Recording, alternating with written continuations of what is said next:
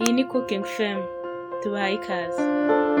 Mu myaka 5500 bishize, mu Buhinde havumbuwe igihingwa cyiza gifitiye akamaro umubiri wacu. Icyo gihingwa nta kindi ni sezame. Abantu benshi iyo bumvishe sezame bahita bumva amavuta cyangwa se sezame oil. Abandi bakumva sezame bakiyumvira utunyampeke duto cyane bahekenya kugira ngo babashe kumererwa neza. Nibyo rwose, sezame ariko ifite akamaro karenze ako ngako twibwira, kubera ko ifite byinshi cyane yamarira ubuzima bwacu. Uyu munsi kuri Cooking Fame twabateguriye ibyiza n'akamaro gakomeye utaruzi kuri sezame. Mbere yuko dutangira ikiganiro cyacu, reka dushimire abakomeje kutwereka ko mudukurikirana, abakoze subscribe ndetse n'abakomeza kureba ibiganiro tugenda tubagezaho. Turabashimiye, twibutsa kandi n'abatarakora subscribe ko barimo gucikana. Ni mu kanya tugatangira ikiganiro cyacu. Nk'uko twabivuze haruguru, sezame ni igihingwa cyiza ku buzima bwa muntu. Ariko mbere y'uko tubabwira akamaro ifitiye ubuzima bwacu, reka dutangire tubabwira intungamubiri dusanga muri sezame. Impeke za sezame zikungahaye ku myunyu ngugu, calcium na manganezi, byombi bifasha amagufa yacu gukomera. Sezame kandi ikungahaye kuri phosphorus, ikungahaye kandi kuri magnesium, ikungahaye kuri iron, zinc, selenium. Ikindi kandi sezame ikaba yifitemo vitamine B1. Ubwo tumaze kubona imyunyu ngugu na vitamine zimwe na zimwe ziboneka muri sezame, tugiye kurebera hamwe akamaro ndetse n'ibyiza sezame yabasha kugirira ubuzima bwacu. Ubushakashatsi bwerekanye ko sezame ikungahaye cyane kuri fibre. Ibyo bituma sezame igira ubushobozi bwo gufasha mu igogorwa ryacu. Ikindi kandi sezame ifasha kwirinda ikibazo cy'indwara y'umutima, kanseri, umubyibuho ukabije ndetse na diyabete yo mu bwoko bwa kabiri. Ubushakashatsi kandi bwerekanye ko kurya sezame kenshi gashoboka bigabanya cholesterol mbi mu mubiri. Ibyo bikagabanya ibyago byo kuba twarwara indwara y'umutima. Sezame kandi ni isoko nziza ya proteine. Nk'uko tubizi twese, proteine umubiri wacu urayikeneye. Sezame rero ni isoko nziza ya proteine, bityo bigafasha umubiri wacu kwiyongera kw'imikaya ndetse no gushyira ku murongo hormone yacu. Ubushakashatsi kandi bwerekanye ko sezame igabanya umuvuduko w'amaraso ukabije. Kandi umuvuduko w'amaraso muremure udutera ibyago bikomeye byo kuba twarwara indwara z'umutima. Niba dushaka kubyirinda rero, igisubizo nta kindi ni ugufata sezame kenshi gashoboka.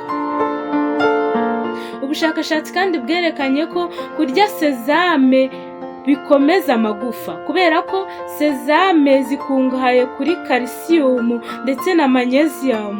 Ibyo bigafasha amagufa yacu gukomera. Bityo rero sezame ni nziza ku bantu bose, ariko kandi ikaba nziza cyane kuyirya ku bana bakiri bato ndetse n'abageze mu zabukuru. Sezame ni isoko nziza ya vitamine B. Harimo thiamine, niacine ndetse na vitamine B6. Ibyo ngibyo byose bigafasha selile z'umubiri wacu gukora neza, bityo tugakomeza kumererwa neza. Sezame kandi zifasha utunyangingo tw'amaraso kwirema ndetse no gukora neza, bitewe na iron, copper ndetse na vitamine B6 ziboneka muri sezame. Ubushakashatsi kandi bwerekanye ko kurya sezame byatugabanyiriza ikibazo cyo kuba twagira isukari nyinshi mu maraso. Niba dushaka kwirinda icyo kibazo, igisubizo nta kindi ni ugufata sezame. Ubushakashatsi kandi bwerekanye ko sezame zikungahaye kuri antioxida, bigatuma umubiri wacu ubasha kongera ubudahangarwa, bityo ntitubashe kwatakwa n'indwara yose itugezeho. Ubushakashatsi kandi buvuga ko kurya sezame kenshi byongerera umubiri wacu ubudahangarwa, bityo tukabasha kumererwa neza. Kurya sezame kandi bigabanya ibibazo byo kuribwa mu ngingo. Ku bantu bafite ikibazo cyo kuribwa mu ngingo, cyane cyane mu mavi, ubushakashatsi bubagira inama yo gufata sezame kenshi, icyo kibazo kizagabanuka. Ubushakashatsi kandi buvuga ko sezame zifasha mu kuringaniza imisemburo, cyane cyane ku bagore bageze mu gihe cyo gucura. Abagore bageze mu gihe cyo gucura bakunda guhura n'ibibazo byinshi by'umubiri wabo kubera ko baba bageze muri icyo gihe nyine. Ariko iyo bafashe sezame kenshi, sezame zituma habaho iringanizwa rya hormone ndetse n'imisemburo yabo ikabasha kujya ku murongo, bakabasha kumererwa neza. Bakunzi ba Cooking's Fame, sezame ifite byinshi cyane imariye ubuzima bwacu, ariko ibi ni byo by'ingenzi twabateguriye kuri uyu munsi. Reka tubabwire ko sezame ziboneka mu mabara menshi atandukanye, harimo iz'umutuku ndetse n'iz'umukara ndetse n'andi mabara, ariko abantu benshi bavuga ko sezame z'umukara arizo nziza. Sezame kandi ushobora kuzitegura ku mafunguro yawe mu buryo butandukanye nk'uko twabiguteguriye tugiye kubikugezaho. Sezame ushobora kuzikaranga nk'ukaranga ubunyobwa hanyuma ukazirya. Sezame kandi ushobora kuzirya bisanzwe nk'urya ibinyampeke bisanzwe, ukazirya zaba ari mbisi cyangwa se zitetse. Sezame kandi ushobora kuzisya muri ji wateguye hanyuma ukazivangamo ukanywa, ibyo nabyo nta kibazo byagira. Sezame kandi ushobora kuzikoresha uzinyanyagiza muri salade wateguye iyo ari yo yose. Ubundi buryo ushobora gukoreshamo sezame ni uko ushobora gukoresha amavuta yayo ariyo sezame oil. Turabibutsa kandi ko sezame ushobora kuzibona mu maduka ayo ari yo yose ndetse n'amasupamaketi akwegereye. Turabashimiye ko mukomeje kudukurikira kuri Cooking Fame.